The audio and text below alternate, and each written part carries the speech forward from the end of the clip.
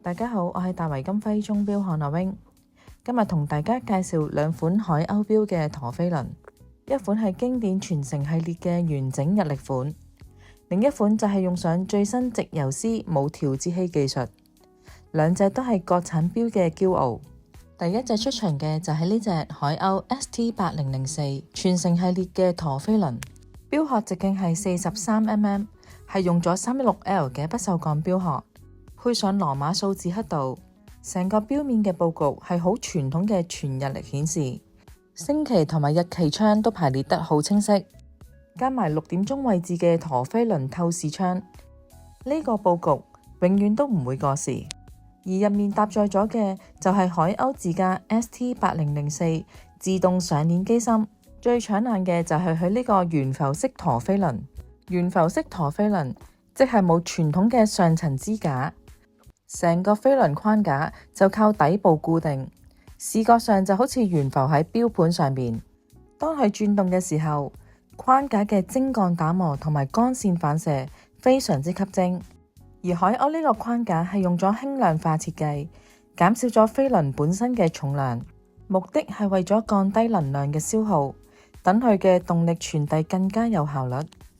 框架入面嘅擺輪行緊嘅時候，你可以留意到佢嘅慣性擺動係好穩定，呢個同佢嘅精準調校有好大嘅關係。以海鷗陀飛輪嘅製作標準，走時穩定度係同價位入面嘅數一數二。佢搭載住嘅係 ST8004自動上鏈機芯，其中一個特點就係佢嘅上鏈效率好高，因為陀飛輪本身係會消耗一定嘅動力，如果自動上鏈做得唔好，會好易出現動力不足。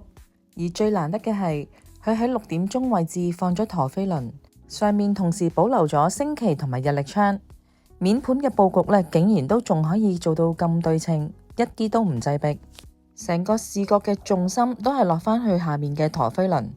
睇時間之餘又可以欣賞到呢個咁靚嘅機械結構。反轉隻錶就會見到呢個藍寶石嘅水晶底蓋，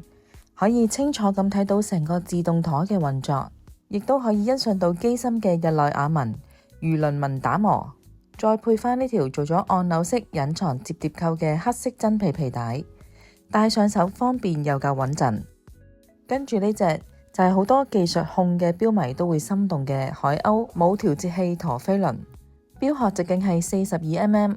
同樣用咗 316L 鋼加藍寶石水晶錶面，但係佢嘅重點係入面呢粒直游絲。呢隻錶係用緊 ST8260手動上鏈機芯，但最大嘅突破係佢採用緊冇調節器結構，即係傳統嘅快慢針都冇，全靠直游絲本身嘅彈性同埋擺輪嘅慣性去調準。直游絲係防磁，完全唔受磁場影響，而傳統金屬游絲即使冇快慢針，都要靠擺輪上面嘅砝碼去微調。但因為金屬會熱脹冷縮、受磁同埋老化，所以始終要留啲空間俾師傅去調校。但因為直游絲嘅幾何精度同埋穩定性好高，出廠嘅時候已經係理論上嘅完美狀態，所以喺成隻錶嘅壽命入面都唔需要靠快慢針去遷就游絲嘅變形，而時間嘅微調完全就交由擺輪上面嘅微調砝碼去控制。